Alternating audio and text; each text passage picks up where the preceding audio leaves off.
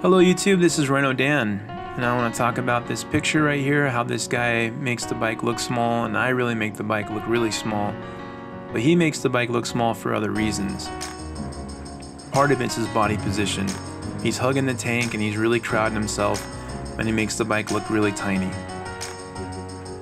I didn't want to make this video, but I saw it at 10,000 views and I let it go. Now at 77,000 views, I'm like, crap. Someone's going out here giving false information about my beloved R3. I've been on the R3 now for over a year, going 2 years next year, and it's going to become my track bike. I really love this motorcycle a lot. No, it's not my first motorcycle I ever owned. I've actually owned a Gixxer 750, a Ninja 600RR, Suzuki Boulevard, and other bikes. I've been riding for a while.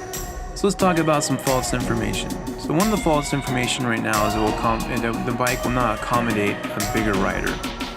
At 6'3", 300 pounds, the bike accommodates my riding just fine. Here I'm on the freeway, you can tell I'm going just fine, fast enough.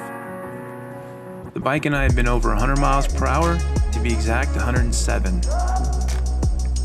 I know the Ninjas 250s back in the day were really small bikes, which is very true. And those bikes did not accommodate larger riders, which is another true statement.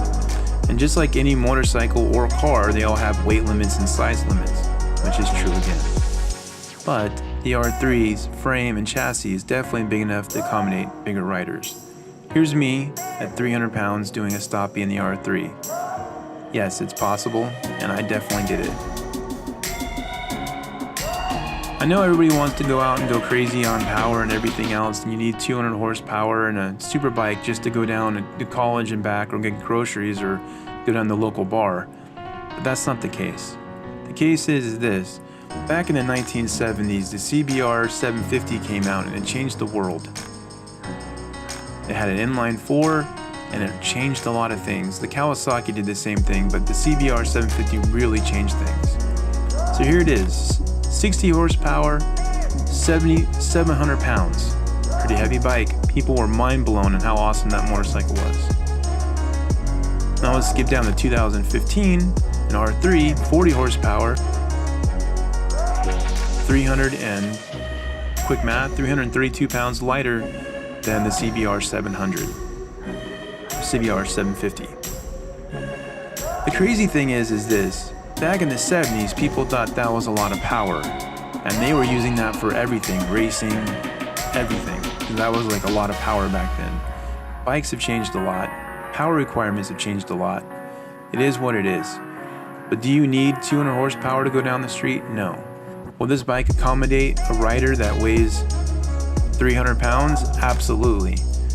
So don't think this bike's for women or small people. If you want an R3, then buy an R3. If you want a 600, then get a 600. But don't let somebody's video make the decision for you. If you love the way the R3 looks, and you love the way the R3, you sit on it and you like the way it feels, then buy an R3.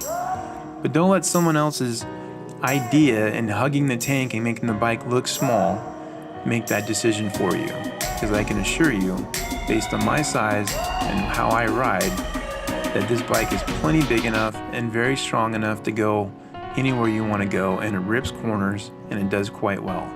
I've been on tracks, I've been on long road trips, the bike does excellent. And that's the purpose in this video, not to have a pissing contest with that guy's channel. I can care less. I'm just tired of having people go out and talk and badmouth my beloved R3 that this little bike's won my heart over by just being awesome. And like I said earlier in the video, I have other motorcycles, and my new bike's an R1, which is a great bike too, but the R3 is definitely gonna be my track bike. Thanks for watching. My name is Rhino Dan. As you can see, I'm a big guy. Just another picture of me. Have a nice day. Thank you.